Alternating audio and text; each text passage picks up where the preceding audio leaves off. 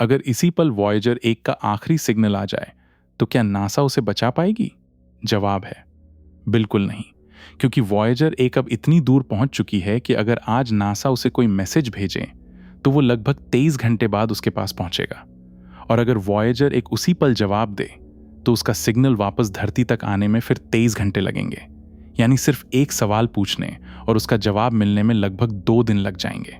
सोचो, इंसानों की बनाई हुई एक ऐसी मशीन जो इतनी दूर निकल चुकी है कि अब उसे बचाना तो छोड़ो, कोई उसके पास पहुंच भी नहीं सकता। लेकिन सबसे बड़ा सवाल ये नहीं है। असली सवाल ये है कि आखिर 1977 में बनी हुई एक छोटी सी मशीन आज भी जिंदा कैसे है? जब वॉयेजर 1 को लॉन्च किया गया था तब इंटरनेट आज जैसा नहीं था, स्मार्टफोन का कोई नाम नहीं था, आर्टिफिशियल इंटेलिजेंस सिर्फ साइंस फिक्शन की कहानियों तक सीमित थी। और उस समय के कंप्यूटर्स आज के एक सस्ते स्मार्टफोन से भी हजारों गुना कम पावरफुल थे। फिर भी उसी दौर में बनी हुई ये मशीन आज इंसानों की बनाई हुई सबसे दूर मौजूद चीज है। स्पेस में न हवा है, न ऑक्सीजन, न कोई मैकेनिक, न कोई एस्ट्रोनॉट, और न ही कोई ऐसा रॉकेट जो इसके पास पहुंच सके। करोड़ों नहीं, अरबों किलोमीटर दूर, जहां सूरज की रोशनी भी बेहद कमजोर हो चुकी है, वहां ये पिछले 47 सालों से बिल्कुल अकेली सफर कर रही है। इसे बनाने वाले कई साइंटिस्ट आज इस दुनिया में भी नहीं हैं, लेकिन उनकी बनाई हुई ये मशीन आज भी हर दिन धरती की तरफ अपना एक छोटा सा सिग्नल भेजती है, जैसे वो कह रही हो, मैं अभी जिंदा हूं। लेकिन कहानी यहीं खत्म नहीं होती, क्योंकि वॉयेजर 1 को कभी भी सोलर सिस्टम के बाहर भेजने के लिए बनाया ही नहीं गया था। इसका मिशन कुछ और था, लेकिन एक ऐसा फैसला लिया गया जिसने इसे इंसानी इतिहास की सबसे महान स्पेस जर्नी में बदल दिया। आखिर वो फैसला क्या था? नासा ने ऐसा क्या देखा जिसने उन्हें यह मिशन शुरू करने पर मजबूर कर दिया? और कैसे एक छोटा सा स्पेसक्राफ्ट इंसानों की उम्मीद बनकर यूनिवर्स की अनजान गहराइयों में निकल पड़ा? यही वो कहानी है जो आज से शुरू होती है। लेकिन वॉयेजर 1 की कहानी 1977 में शुरू नहीं होती। इसकी शुरुआत उससे कई साल पहले हो चुकी थी, जब साइंटिस्ट ने पहली बार महसूस किया कि उन्हें पूरे सोलर सिस्टम को समझने का शायद सिर्फ एक ही मौका मिलने वाला है। उस समय किसी ने एक ऐसी बात नोटिस की जिसने नासा के होश उड़ा दिए। जुपिटर, सैटर्न, यूरेनस और नेपट्यून, ये चारों विशाल प्लैनेट्स धीरे धीरे एक ऐसी पोजीशन में आ रहे थे जो हर 176 साल में सिर्फ एक बार बनती है। अगर इस मौके को सही तरीके से इस्तेमाल किया जाता तो एक ही स्पेसक्राफ्ट इन चारों प्लैनेट्स के पास से गुजर सकता था, और हर प्लैनेट की ग्रेविटी उसे बिना ज्यादा फ्यूल खर्च किए अगले प्लैनेट की तरफ धक्का देती चली जाती। इसे कहते हैं ग्रेविटी असिस्ट। आज ये सुनने में आसान लगता है, लेकिन उस समय ये एक पागलपन जैसा आइडिया था, क्योंकि अगर कैलकुलेशन में सिर्फ एक छोटी सी गलती भी हो जाती तो पूरा मिशन हमेशा के लिए खत्म हो सकता था। और सबसे बड़ी बात, अगर नासा ये मौका खो देता तो अगली ऐसी प्लैनेट अलाइनमेंट देखने के लिए पूरी दुनिया को लगभग 176 साल इंतजार करना पड़ता। यानी उस समय मौजूद कोई भी साइंटिस्ट अपनी जिंदगी में दोबारा ये मौका कभी नहीं देख पाता। नासा के सामने अब सिर्फ 2 रास्ते थे, या तो इतना बड़ा रिस्क लिया जाए या फिर हमेशा के लिए इतिहास का सबसे बड़ा मौका खो दिया जाए। लेकिन असली मुश्किल अभी शुरू भी नहीं हुई थी, क्योंकि ऐसा मिशन बनाने के लिए उस दौर की टेक्नोलॉजी काफी नहीं थी। नासा को एक ऐसी मशीन बनानी थी जो सिर्फ 5 या 10 साल नहीं, बल्कि दशकों तक बिना किसी रिपेयर के स्पेस में जिंदा रह सके। उस समय किसी ने नहीं सोचा था कि यही फैसला इंसानी इतिहास का सबसे सफल स्पेस मिशन बन जाएगा। लेकिन इससे भी बड़ा सवाल यह था, अगर एक ही स्पेसक्राफ्ट भेजना था तो नासा ने एक नहीं बल्कि 2 वॉयेजर क्यों बनाए? अगर नासा का मिशन इतना मुश्किल था तो फिर उन्होंने एक नहीं बल्कि 2 वॉयेजर क्यों बनाए? क्या पहला मिशन इतना कमजोर था कि बैकअप की जरूरत पड़ गई थी? असल वजह इससे कहीं ज्यादा दिलचस्प थी। नासा जानती थी कि अगर लॉन्च के दौरान या जुपिटर तक पहुंचने से पहले सिर्फ एक छोटी सी गलती भी हो गई तो इंसानियत 176 साल तक दोबारा ऐसा मौका नहीं देख पाएगी। इसलिए उन्होंने एक नहीं 2 स्पेसक्राफ्ट बनाए, वॉयेजर 2 और वॉयेजर 1। लेकिन सबसे हैरानी की बात यह है कि वॉयेजर 2 पहले लॉन्च हुई थी और वॉयेजर 1 बाद में। अब तुम सोच रहे होगे, अगर वॉयेजर 2 पहले गई थी तो सबसे पहले सोलर सिस्टम से बाहर वॉयेजर 1 कैसे पहुंच गई? इसका जवाब छुपा था दोनों के अलग अलग रास्तों में। नासा ने वॉयेजर 1 को एक तेज और सीधा रूट दिया ताकि वो जुपिटर और सैटर्न का सबसे करीब से अध्ययन करके जितनी जल्दी हो सके सोलर सिस्टम की सीमा की तरफ बढ़ सके। वहीं वॉयेजर 2 को लंबा रास्ता दिया गया ताकि वो जुपिटर और सैटर्न के बाद यूरेनस और नेपट्यून तक भी पहुंच सके। यानी दोनों का मिशन एक जैसा दिखता जरूर था, लेकिन उनका मकसद बिल्कुल अलग था। एक मिशन को सबसे दूर जाना था और दूसरे मिशन को सबसे ज्यादा दुनिया दिखानी थी। लेकिन लॉन्च से पहले नासा के सामने एक और बड़ी चुनौती खड़ी थी। उन्हें ऐसी मशीन बनानी थी जो कम से कम 5 साल तक बिना किसी रिपेयर के चल सके। किसी ने सपने में भी नहीं सोचा था कि वही मशीन 47 साल बाद भी स्पेस में जिंदा होगी। लेकिन लॉन्च वाले दिन कुछ ऐसा हुआ जिसने मिशन शुरू होने से पहले ही नासा की धड़कनें बढ़ा दी थीं। 20 अगस्त 1977 फ्लोरिडा का केनेडी स्पेस सेंटर। हजारों लोगों की निगाहें आसमान पर थीं, लेकिन किसी को अंदाजा नहीं था कि अगले कुछ मिनटों में इंसानी इतिहास का सबसे लंबा स्पेस मिशन शुरू होने वाला है। काउंटडाउन शुरू हो चुका था। 10, 9, 8। कंट्रोल रूम में बैठे इंजीनियर्स की नजरें सिर्फ एक स्क्रीन पर थीं, क्योंकि अगर लॉन्च के पहले कुछ मिनटों में जरा सी भी गड़बड़ी होती तो सालों की मेहनत, करोड़ों डॉलर और 176 साल में मिलने वाला वो दुर्लभ मौका सब खत्म हो जाता। फिर रॉकेट के इंजन्स पूरी ताकत से जल उठे और कुछ ही सेकंड में वॉयेजर 2 धरती को छोड़कर आसमान की तरफ बढ़ने लगी। सिर्फ 16 दिन बाद 5 सितंबर 1977 को वॉयेजर 1 भी लॉन्च कर दी गई। अब दोनों मशीन्स एक ऐसे सफर पर निकल चुकी थीं जहां पहले कभी कोई नहीं गया था। लेकिन असली खतरा लॉन्च नहीं था। असली चुनौती अब शुरू हुई थी। दोनों स्पेसक्राफ्ट को करोड़ों किलोमीटर दूर मौजूद जुपिटर तक पहुंचने में लगभग 2 साल लगने वाले थे। और उस दौरान अगर इनके कंप्यूटर में एक छोटी सी भी खराबी आ जाती, अगर एंटेना धरती की तरफ से थोड़ा भी घूम जाता या पावर सिस्टम में कोई गड़बड़ हो जाती, तो मिशन हमेशा के लिए खत्म हो सकता था। नासा अब कुछ भी नहीं कर सकती थी, क्योंकि जैसे जैसे वॉयेजर दूर जा रही थी वैसे वैसे हर कमांड को उस तक पहुंचने में मिनटों का समय लगने लगा। पहली बार इंसानों ने महसूस किया कि अब ये मिशन सिर्फ टेक्नोलॉजी का नहीं बल्कि भरोसे का मिशन बन चुका है।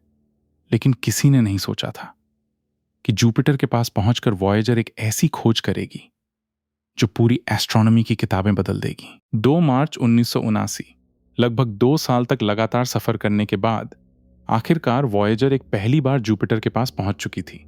लेकिन किसी को अंदाजा नहीं था कि अगले कुछ दिनों में जो तस्वीरें धरती पर आने वाली थीं, वो स्पेस साइंस की कई पुरानी धारणाओं को हमेशा के लिए बदल देंगी। जैसे जैसे वॉयेजर एक जुपिटर के करीब पहुंच रही थी, उसका कैमरा ऐसी डिटेल्स कैप्चर कर रहा था जिन्हें इंसानी आंखों ने पहले कभी नहीं देखा था। जुपिटर का ग्रेट रेड स्पॉट, जो सैकड़ों सालों से चल रहा एक विशाल तूफान है, पहली बार इतनी डिटेल में दिखाई दिया। लेकिन असली हैरानी जुपिटर नहीं था।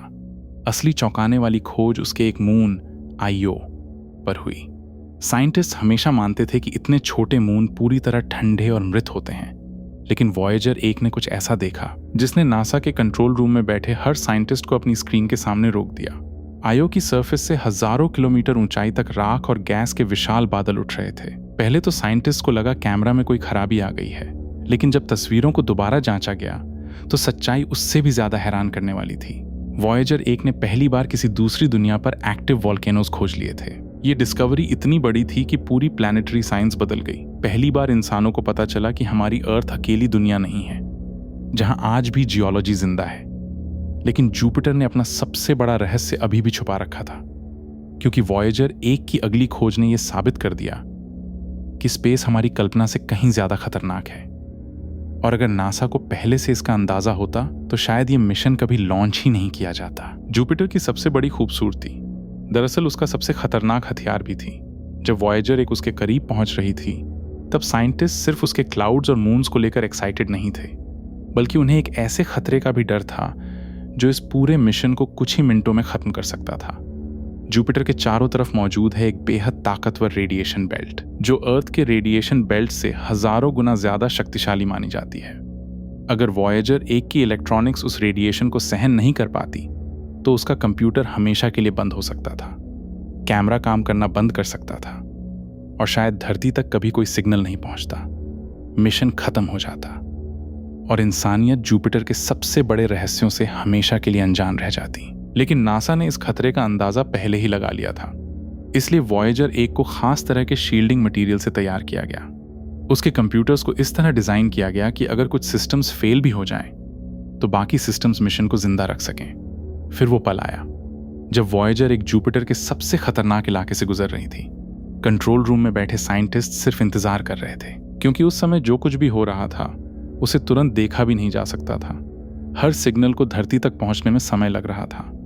अगर उस पल वॉयेजर एक हमेशा के लिए खामोश हो जाती तो नासा को इसकी खबर भी काफी देर बाद मिलती। लेकिन किस्मत ने इस बार इंसानों का साथ दिया। वॉयेजर 1 ने न सिर्फ उस रेडिएशन स्टॉर्म को पार कर लिया, बल्कि ऐसी तस्वीरें भेजी जिन्होंने पूरी दुनिया को हैरान कर दिया।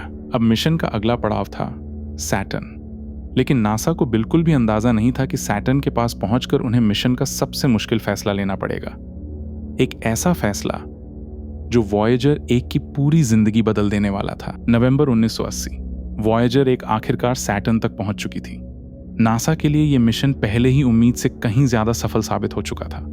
जुपिटर के बाद अब सैटर्न की रिंग्स, उसके मून्स और उसकी अद्भुत दुनिया पहली बार इतनी करीब से दिखाई दे रही थी। लेकिन साइंटिस्ट की सबसे ज्यादा दिलचस्पी सैटर्न में नहीं, बल्कि उसके सबसे रहस्यमयी मून टाइटन में थी। टाइटन पूरे सोलर सिस्टम का इकलौता मून है जिसके पास घना एटमॉस्फेयर है। कई साइंटिस्ट मानते थे कि शायद अरबों साल पहले अर्थ भी कुछ ऐसी ही दिखाई देती होगी। नासा के सामने अब एक बहुत बड़ा फैसला था। अगर वॉयेजर 1 को टाइटान के बेहद करीब भेजा जाता तो उसे ऐसी जानकारी मिल सकती थी जो इंसानी इतिहास में पहली बार मिलती। लेकिन इसकी कीमत भी बहुत बड़ी थी। टाइटान के पास जाने के लिए वॉयेजर 1 का रास्ता हमेशा के लिए बदलना पड़ता, और इसका मतलब था उरेनस और नेपट्यून तक पहुंचने का सपना हमेशा के लिए खत्म। यानी एक तरफ था 4 प्लैनेट्स देखने का मौका और दूसरी तरफ टाइटान का सबसे करीब से अध्ययन। नासा ने कई महीनों तक कैलकुलेशंस की, बहस हुई, रिस्क का एनालिसिस हुआ और आखिरकार एक फैसला लिया गया। वॉयेजर 1 को टाइटान के बेहद करीब भेजा जाएगा। उस एक फैसले ने मिशन की पूरी दिशा बदल दी। टाइटान के पास से गुजरने के बाद वॉयेजर एक ऐसी ट्रेजेक्टरी पर पहुंच गई जहां से उसका प्लैनेटरी मिशन हमेशा के लिए खत्म हो गया। लेकिन किसी ने उस समय नहीं सोचा था कि यही फैसला वॉयेजर 1 को इंसानों की बनाई हुई पहली मशीन बना देगा, जो एक दिन सोलर सिस्टम की सीमा पार कर जाएगी। उस दिन शायद नासा ने एक प्लैनेट खो दिया था, लेकिन बदले में उन्हें पूरी गैलेक्सी की तरफ खुलने वाला दरवाजा मिल गया था। और अब वॉयेजर 1 उस जगह की तरफ बढ़ रही थी जहां आज तक कोई इंसान, कोई स्पेसक्राफ्ट और कोई कहानी नहीं पहुंची थी। क्या सोलर सिस्टम की भी कोई सीमा होती है? ज्यादातर लोग सोचते हैं कि सोलर सिस्टम वहां खत्म होता है जहां आखिरी प्लैनेट नेपट्यून खत्म होता है, लेकिन सच इससे बिल्कुल अलग है। नेपट्यून के बाद भी करोड़ों किलोमीटर तक सूरज का असर बना रहता है। सूरज लगातार एक अदृश्य हवा छोड़ता रहता है जिसे सोलर विंड कहा जाता है। यही सोलर विंड पूरे सोलर सिस्टम के चारों तरफ एक विशाल बबल बना देती है जिसे हेलियोस्फीयर कहते हैं। लेकिन एक जगह ऐसी भी आती है जहां ये सोलर विंड हमारी गैलेक्सी से आने वाली ताकतवर हवाओं के सामने हार मानने लगती है। उसी अदृश्य सीमा को हेलियोपॉज कहा जाता है। दशकों तक साइंटिस्ट सिर्फ इसका अनुमान लगाते रहे क्योंकि किसी ने उसे कभी देखा नहीं था। फिर 25 अगस्त 2012 को वॉयेजर 1 ने कुछ ऐसा महसूस किया जिसने पूरी दुनिया का ध्यान अपनी तरफ खींच लिया। अचानक उसके आसपास मौजूद चार्ज्ड पार्टिकल्स बदल गए, मैग्नेटिक फील्ड का पैटर्न बदल गया और कॉस्मिक रेडिएशन पहले से कहीं ज्यादा बढ़ गई। पहले साइंटिस्ट को लगा शायद इंस्ट्रूमेंट्स में कोई प्रॉब्लम है, लेकिन महीनों तक डेटा का एनालिसिस करने के बाद नासा ने आखिरकार ऐलान किया कि वॉयेजर 1 ने इंसानी इतिहास में पहली बार सोलर सिस्टम की सीमा पार कर ली है और अब वो इंटरस्टेलर स्पेस में पहुंच चुकी है। सोचो, इंसानों की बनाई हुई पहली मशीन जिसने हमारे सूरज के घर से बाहर कदम रख दिया था। उस दिन वॉयेजर 1 ने सिर्फ एक सीमा पार नहीं की, उसने इंसानी इतिहास का सबसे बड़ा दरवाजा खोल दिया। लेकिन जितनी बड़ी ये जीत थी, उतनी ही बड़ी एक नई परेशानी भी सामने आने वाली थी, क्योंकि जैसे जैसे वॉयेजर एक अंधेरे स्पेस में और दूर जाती गई, उसकी पावर धीरे धीरे खत्म होने लगी और पहली बार नासा को डर लगने लगा कि शायद अब इस मशीन की आवाज हमेशा के लिए बंद होने वाली है। लेकिन एक सवाल अभी भी बाकी था, आखिर वॉयेजर एक पिछले 47 सालों से चल कैसे रही है? इसका जवाब छुपा है उसके अंदर लगे एक ऐसे पावर सोर्स में जो सोलर पैनल्स नहीं बल्कि रेडियो एक्टिव प्लूटोनियम से चलता है। इसे RTG यानी radio isotope thermo electric generator कहा जाता है। जब वॉयेजर 1 को लॉन्च किया गया था तब उसके RTG में इतनी एनर्जी थी कि वो उसके सभी साइंटिफिक इंस्ट्रूमेंट्स को आराम से चला सके। लेकिन एक समस्या थी, हर साल उसकी पावर थोड़ी थोड़ी कम होती जा रही थी। इसका मतलब साफ था, एक दिन ऐसा आएगा जब वॉयेजर 1 के पास खुद को जिंदा रखने लायक भी एनर्जी नहीं बचेगी। नासा ये बात पहले दिन से जानती थी, इसलिए सालों तक इंजीनियर्स ने एक एक करके उसके कई इंस्ट्रूमेंट्स बंद करने शुरू कर दिए ताकि बची हुई पावर सिर्फ सबसे जरूरी सिस्टम्स को मिल सके। सोचो, जैसे किसी इंसान की आखिरी सांसें बचाने के लिए डॉक्टर्स एक एक मशीन हटाते हैं, ठीक वैसे ही नासा भी वॉयेजर 1 की हर बची हुई वॉट को बचाने की कोशिश कर रही थी। लेकिन फिर 2023 के आखिर में कुछ ऐसा हुआ जिसने पूरी दुनिया को चिंता में डाल दिया। अचानक वॉयेजर 1 से आने वाला डेटा समझ में आना बंद हो गया। सिग्नल तो आ रहा था, लेकिन उसके अंदर सिर्फ बेकार कैरेक्टर्स दिखाई दे रहे थे। ऐसा लग रहा था जैसे वॉयेजर 1 कुछ कहना चाह रही हो, लेकिन उसकी भाषा कोई समझ ही नहीं पा रहा था। नासा के इंजीनियर्स ने महीनों तक कोशिश की। हर कमांड को वॉयेजर तक पहुंचने में लगभग 23 घंटे लगते थे और जवाब आने में फिर 23 घंटे, यानी एक टेस्ट करने में ही लगभग 2 दिन लग जाते थे। पूरी दुनिया इंतजार कर रही थी। क्या 47 साल बाद आखिरकार वॉयेजर 1 की आवाज हमेशा के लिए खो चुकी है? लेकिन कई महीनों की मेहनत के बाद नासा ने उसकी मेमोरी में छिपी प्रॉब्लम ढूंढ निकाली और फिर एक दिन वॉयेजर 1 ने दोबारा सही डेटा भेजना शुरू कर दिया। उस पल ऐसा लगा जैसे अरबों किलोमीटर दूर बैठा कोई पुराना दोस्त महीनों की खामोशी के बाद अचानक फिर से बोल उठा हो। लेकिन चाहे नासा उसे कितनी भी बार बचा लेफ्टिनेंट, एक सच ऐसा है जिसे कोई नहीं बदल सकता। और वो दिन अब हर गुजरते साल के साथ और करीब आता जा रहा है। एक दिन ऐसा जरूर आएगा जब नासा वॉयेजर 1 को आखिरी बार एक मैसेज भेजेगी, लेकिन शायद उसका कभी कोई जवाब नहीं आएगा, क्योंकि उसके अंदर मौजूद प्लूटोनियम धीरे धीरे अपनी आखिरी एनर्जी भी खो देगा और फिर उसके एक एक सिस्टम हमेशा के लिए बंद होने लगेंगे। पहले साइंटिफिक इंस्ट्रूमेंट्स, फिर कम्युनिकेशन सिस्टम, और आखिर में उसकी आखिरी आवाज भी हमेशा के लिए खामोश हो जाएगी। लेकिन क्या उस दिन वॉयेजर 1 की कहानी खत्म हो जाएगी? शायद नहीं, क्योंकि उसके बाद भी वो रुकने वाली नहीं है। बिना किसी इंजन के, बिना किसी पावर के, सिर्फ अपनी स्पीड के सहारे वो लाखों नहीं, करोड़ों नहीं, बल्कि करोड़ों सालों तक हमारी गैलेक्सी में सफर करती रहेगी। शायद एक दिन वो किसी दूसरे स्टार के पास से गुजरे, शायद किसी ऐसी दुनिया के पास पहुंचे जहां कोई बुद्धिमान सभ्यता रहती हो, या शायद ऐसा कभी ना हो, लेकिन उसके अंदर रखा गोल्डन रिकॉर्ड हमेशा इस बात की गवाही देगा कि कभी इस विशाल यूनिवर्स के एक छोटे से नीले ग्रह पर इंसान नाम की एक सभ्यता रहती थी, जिसने सिर्फ अपने घर को नहीं बल्कि पूरे ब्रह्मांड को समझने का सपना देखा था। उस गोल्डन रिकॉर्ड में हमारी आवाजें हैं, हमारी हंसी है, हमारी भाषाएं हैं, हमारा संगीत है और धरती की तस्वीरें हैं। ये किसी मशीन का डेटा नहीं, बल्कि पूरी इंसानियत का परिचय है। और शायद यही वॉयेजर 1 का सबसे बड़ा मिशन था, प्लैनेट की तस्वीरें भेजना नहीं, बल्कि यूनिवर्स को यह बताना कि हम यहां थे। आज भी जब वॉयेजर एक अरबों किलोमीटर दूर से धरती की तरफ अपना कमजोर सा सिग्नल भेजती है, तो वो सिर्फ साइंस नहीं भेज रही होती, वो हमें याद दिला रही होती है कि इंसान की सबसे बड़ी ताकत उसकी टेक्नोलॉजी नहीं, उसकी जिज्ञासा है। और शायद इसी जिज्ञासा की वजह से हम एक दिन सिर्फ सोलर सिस्टम नहीं, बल्कि पूरी गैलेक्सी तक पहुंचेंगे। लेकिन जब भी वो दिन आएगा, इतिहास हमेशा याद रखेगा कि उस सफर का पहला कदम 1977 में वॉयेजर 1 ने उठाया था। अगर वॉयेजर 1 की ये कहानी आपको भी उतनी ही हैरान कर गई जितनी पूरी दुनिया को कर गई थी, तो इस वीडियो को लाइक जरूर कीजिए, क्योंकि ऐसे ही सपोर्ट से हम ऐसी और भी गहरी स्पेस डॉक्यूमेंट्रीज आपके लिए लाते रहेंगे। और अगर आप यूनिवर्स के उन रहस्यों को जानना चाहते हैं जिन तक अभी बहुत कम लोग पहुंचे हैं, तो चैनल को सब्सक्राइब करना मत भूलिए। मिलते हैं अगली कहानी में।